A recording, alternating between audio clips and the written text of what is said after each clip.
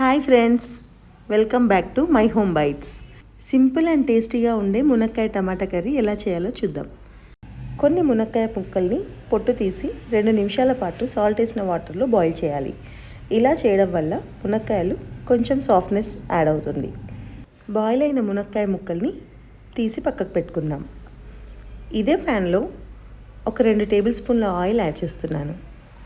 ఇందులో కొంచెం జీలకర్ర, ఆవాలు చిటపటలాడించి కట్ చేసి పెట్టుకున్న మీడియం సైజు ఉల్లిపాయ, 2 పచ్చిమిర్చి, కొద్దిగా అల్లం పేస్ట్, కరివేపాకు రెబ్బలు, చిటికెడు పసుపు వేసి మగ్గనిద్దాం. 1 నిమిషం మగ్గిన తర్వాత 2 టమాటాలు స్లైసెస్గా కట్ చేసినవి యాడ్ చేస్తున్నాను.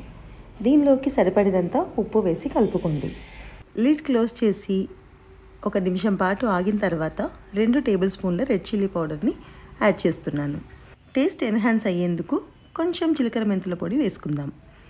బాయిల్ చేసి పెట్టుకున్న మునక్కాయ ముక్కల్ని కూడా యాడ్ చేసుకొని 3 నిమిషాల పాటు మగ్గించుకుందాం. ఆపై కొత్తిమీర చల్లుకొని స్టవ్ ఆఫ్ చేసుకుంటే కర్రీ అనేది రెడీ అయినట్టే. గ్రేవీగా కావాలనుకునే వాళ్ళు వాటర్ యాడ్ చేసుకోవచ్చు. ట్రై చేసి చూడండి. Thanks for watching.